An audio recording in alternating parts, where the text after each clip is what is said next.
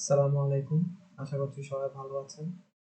আজকে আপনাদেরকে দেখাবো কিভাবে স্মার্ট এনআইডি কার্ডটা আপনার রেডি হয়েছে কিনা সেটা আপনি কিভাবে অনলাইনে চেক করতে পারেন সেই বিষয়টা নিয়ে আজকে কথা বলবো।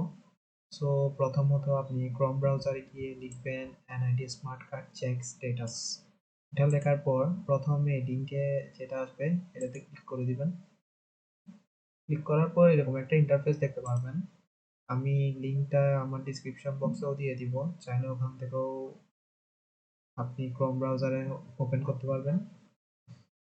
সো এখানে আসার পর কিভাবে আপনি কি করবেন সেটা আমি একটা স্যাম্পলের মাধ্যমে দেখাচ্ছি এখানে।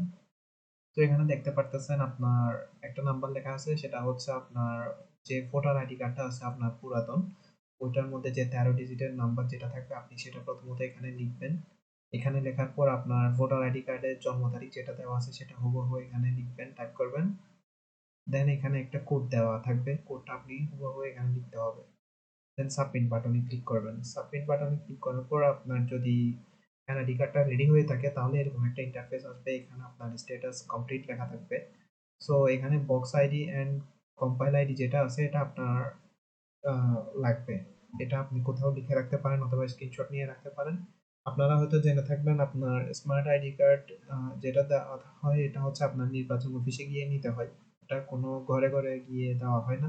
সো ওই ক্ষেত্রে আপনার বক্স আইডি আর কম্পাইল আইডিটা জানা থাকতে হবে ওখানে গিয়ে বলার জন্য।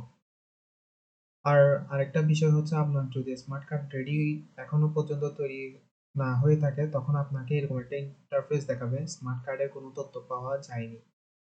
সো এটাই হচ্ছে বিষয়। আপনি বেশি কিছু না, জাস্ট এই লিংকে এসে এখানে আপনার ভোটার আইডি কার্ডের নাম্বার, এখানে জন্ম তারিখ আর এখানে দিয়ে দেওয়া থাকবে যে কোডটা, ওইটা জাস্ট এখানে লিখে সাবমিট করবেন। সাবমিট করার পর আপনার যদি রেডি হয়ে থাকলে আপনার এরকম একটা ইন্টারফেস আসবে, আর যদি রেডি না থাকে তখন এরকম একটা ইন্টারফেস দেখাবে। That's it.